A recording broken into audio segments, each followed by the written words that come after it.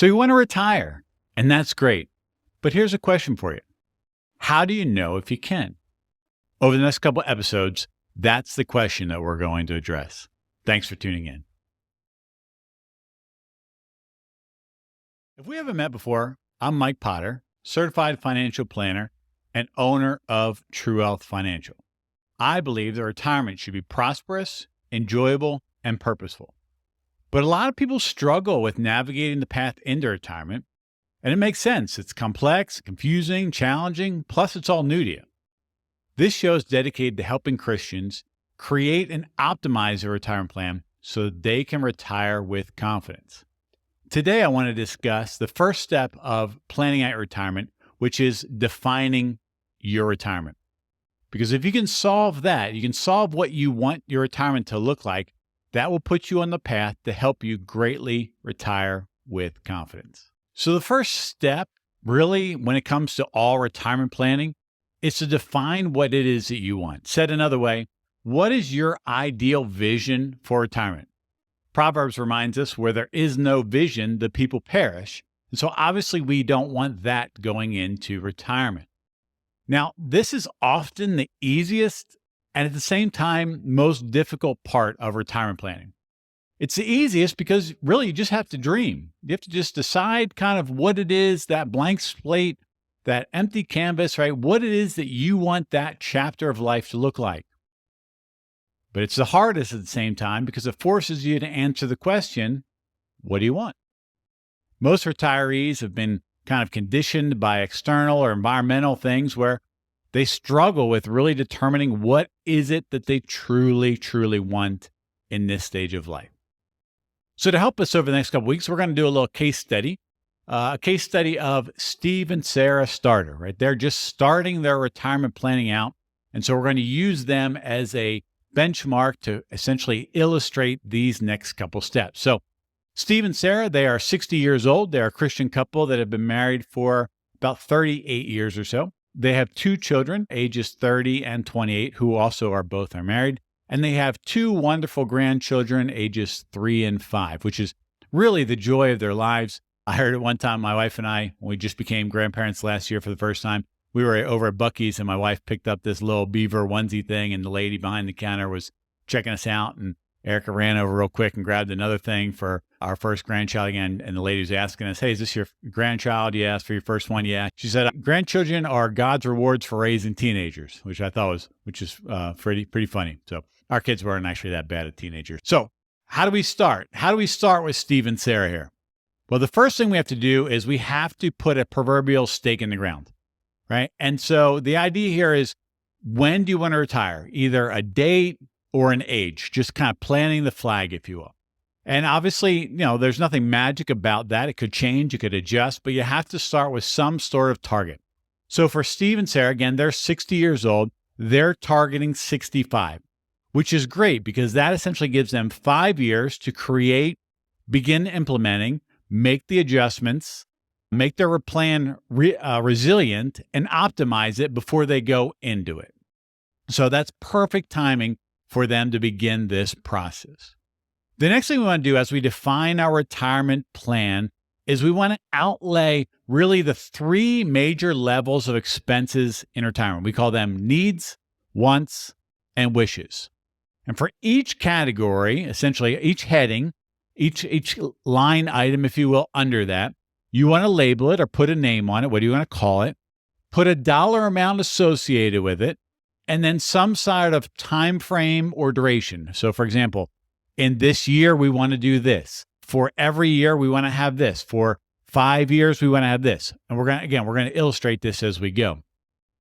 But here's a disclaimer. Don't get too wrapped around the axle about this.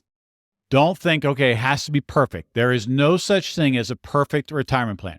For having a perfect retirement plan, you have to know when you're going to retire, what the markets are going to do, what taxes are going to do, what inflation is going to do, and essentially when your plan's up, or aka when you go to heaven.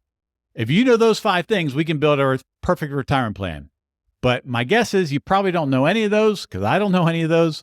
And so everything is an adjustment. It's a process, right? Remember, Dwight Eisenhower said, plans are useless, but planning is invaluable. That's essentially what we're doing here.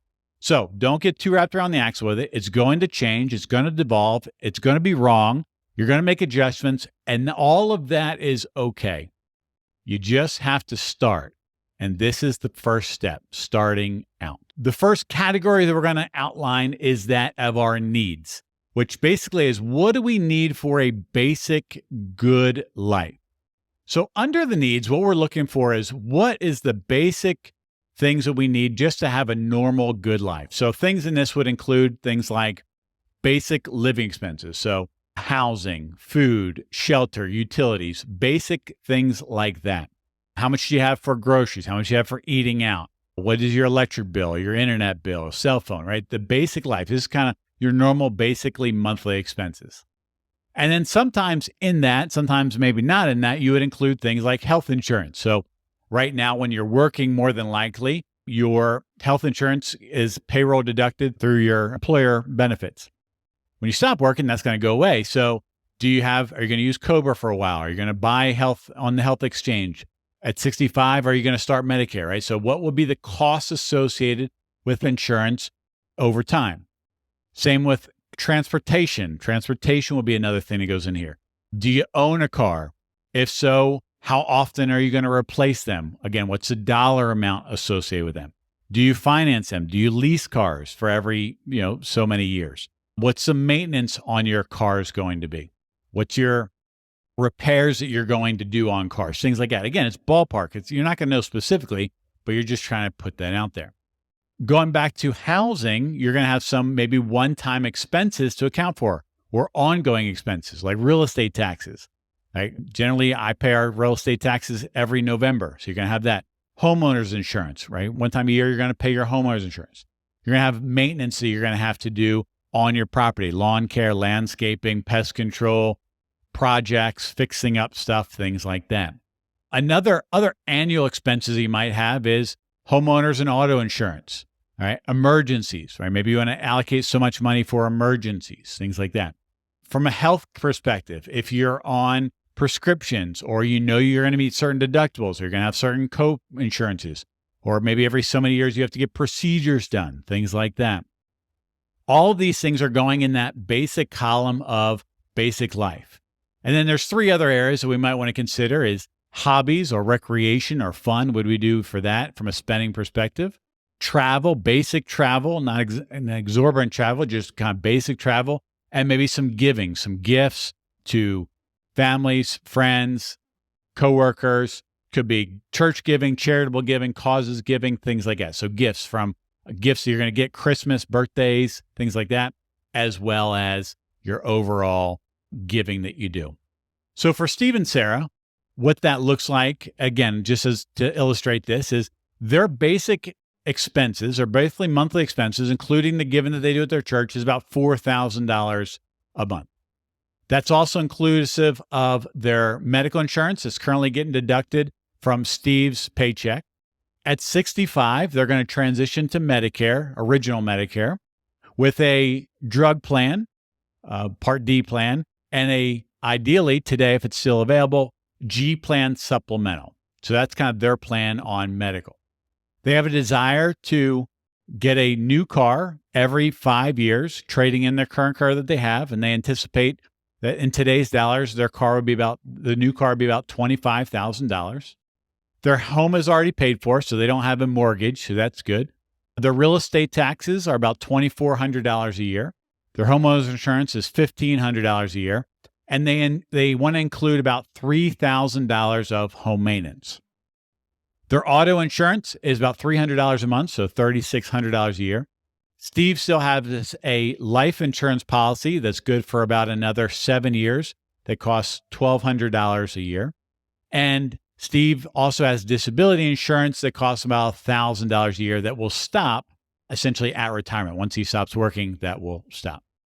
They want to do some extra giving beyond their giving that they do in their monthly budget, about $5,000 a year, both to kids, grandkids for birthdays and Christmas, as well as some extra giving at their church. They want to do some basic traveling, so weekend trips here and there, trips to see the grandkids, so just basically staying with their kids there, basic travel is about $4,000. And then they want to spend about $5,000 on a hobby. So Steve is a bike enthusiast. He's really into biking. And Sarah really enjoys gardening, planting flowers, working in her beds, in her gardens, in her fruit garden, and in her flower garden. So they anticipate spending about $5,000 on that. So that is their basic needs that they want.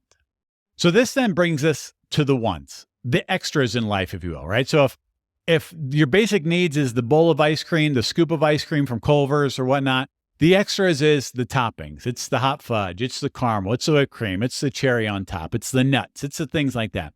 The things that make life interesting, add some desires to your life. What is it that kind of will help spice up life, if you will? So things that you might include in this bucket items would be things like extra travel, right? So we maybe have some basic travel in the first column, but maybe we want to have some extra travel. If so, how much would it cost? How often would you like to do it? Extra giving, right? So we have, again, some basic giving built in, but if you could do more giving to charities, to families, to grandchildren's, what would that look like? So it could be giving your children gifts, for something, children, grandchildren's for college, things like that. What is it that you want to do some extra giving on? Another category that you might hear is possessions. Are there specific items that you might want to purchase? If so, when, what would those look like? Again, maybe nicer cars, maybe nicer trips, things like that. Would you want some land or a second home or a vacation home? Again, possessions. What are some possessions that you'd want? And then there's always things like projects, right? So what projects might you have? Home projects you might want to do, or mission projects or travel projects, all kinds of things like that. What is it that you would want to have? So again, to help us illustrate this with Steve and Sarah, there's a couple things that they want under the extras in life. They want to do some annual traveling. They want to take 2 trips a year, starting when they retire. One of them for pleasure, purpose, just traveling, exploring things, and then one more missions related. They anticipate this being about $10,000 in total for the first 10 years. So from age 65 to 75, they would like to travel all these things, and then maybe they'll stop after that. They want to do some additional giving to, again, kids, grandchildren, future grandchildren they might have, or charities or entities of about $5,000. If they could afford it, they would like to have about an extra $1,000 a month. So they said their basic living expenses are $4,000. If they could have it, they'd like to have $5,000 instead. If they could afford it, they'd like to get even nicer cars instead of just cars that cost $25,000, maybe $35,000. And they like to contribute to their grandchildren's college accounts, each of them about $2,500 a year. So that's theirs. Now, here's the challenge with this, okay, is don't limit yourself. Don't limit yourself here already. Don't throttle things back up. If you have a desire for it, and if it's something that you want, put it on there. We'll negotiate it later. That will be kind of step 2. But for right now, let yourself dream. Don't constrain yourself. Really kind of put it out there. Which now leads us essentially to the third column of wishes. But if you're finding this information helpful and valuable, please hit the like button to let me know to do more shows like this. Plus, it's a great way to say thank you. So now as we get into the wishes area, this is the things that is going to make life exciting. This is one of the things that honestly it's going to feel like over the top, maybe luxurious, right? And so this is an area where a lot of people, I don't say a lot of people, some people really struggle. Generally in a relationship, there's one that has no problems dreaming and can list these things off forever. And then there's one person who's more conservative, more realistic, more withdrawn. It's like, well, we don't really need any of that stuff. But again, don't hold yourself back. Let yourself dream. What do you want this life to look like? If you could afford all this stuff, which maybe you can and maybe you can't, we'll determine that later. But really just let yourself dream and put out what would this look like. So much like your wants, it's going to be those same kind of areas, but maybe just more extravagant or more luxurious, right? So instead of taking a trip at this, it's this, right? Instead of having this possession, it's this possession, right? So generally speaking, for most people, this is extra travel, extra giving, different possessions, different projects, just at a higher price point, more luxurious or longer in duration, right? That's what these areas generally would look like. After some pushing and prompting with Steve and Sarah, here's what we pulled out. They'd like to take both of their children and their spouses and their grandchildren's to a kind of an all-inclusive Disney trip. The whole thing where you kind of stay on the resorts and you take the monorail in, and you go to all the parks and you eat all the things you want. You don't have to worry about the price tag. You get the ice cream that's like $12 and half of it melts and the kids don't eat it anyway and they throw it away, right? All that stuff, but not worrying about costs, right? Just being able to go and have a great time. So we anticipated that would cost about $25,000, and they'd like to do that their second or third year into retirement. Steve, again, is really into biking. So a desire for him, a dream for him, a bucket list item, if you will, would be to bike the Tour de France path with Sarah driving in the vehicle behind him, right? So they like to do that, take a month or two to do that and navigate that whole path. And they anticipate that being about $15,000. Sarah has a great desire to do a world cruise. Right. So Royal Caribbean, the ultimate cruise. It's a cruise for, I think, almost 365 days a year. I think you go to 60 different ports or 60 different countries or something like that. And so big ticket item here costs about $165,000. But again, this is the idea that they'd really like to do this if they could. Maybe they can, maybe they can't. They have some legacy goals in that they would like to leave each child and their spouse $500,000. So $500,000 for their son, $500,000 for their daughter at death. And they would like to be able to give their church about $200,000 as well at death. So that's kind of their legacy goals. So today we talked about defining your retirement. We talked about why it's important, how to start going about doing it. And we used Sarah and Steve to outlay our needs, wants, and wishes. If you're still with me and you're finding this information helpful or valuable, please consider subscribing so you can follow along with Steve and Sarah's path, as well as be notified of future episodes. Imagine what it's going to be like the day you are able to retire because you know what you're stepping into. One of the hesitations that people have about retiring is they don't know what they're going to, and their brain, right, all they feel is from. They don't feel to, and so their brain is cloudy about what that is, and they struggle with the next step. If you can outline what you want your retirement life to be like, it will greatly help you retire with confidence. If this is all new to you, I have a PDF resource that will help outlay some of these things, again, getting it out of your head and on paper, again, where you can see it. And I'm going to send it out on our weekly email. If you're not part of that weekly email distribution, you can send an email to me at mike@truewealth.show. And I'll send you a copy and add you to the list. If you already have a retirement plan, a good micro action for this week might be to revisit the basic needs. What are those needs that you have in that basic good life, right? With the cost of inflation going up the last couple of years, maybe it's been a while since you visited them and maybe some things have increased and you might want to do that. As well as it encourage you in those wants and wishes, just dream a little bit more. Push it a little bit more to see if you can maybe actually get some of those great bucket lists you want. Remember, where there is no vision, the people perish. Having a defined vision for your retirement will greatly enhance it. Hope this helps you on your path to a retirement that is prosperous, enjoyable, and purposeful. Till next time, hope you have a great day. Thanks again for taking the time to watch this week's episode of the True Wealth Financial Show. I encourage you to like, share, and subscribe so you don't miss any future episodes. Additionally, you can find more information on our website at www.truewealth.show. One final note, though, as we wrap up to today's show. While I hope the information was helpful, valuable, and insightful, it's really for information and educational purposes only. Prior to making any decisions or taking any actions, I'd strongly encourage you to talk to your legal, tax, estate, or financial advisor who's familiar with the unique circumstances of your particular personal situation. Thanks again for watching, and until next time, hope you have a great day.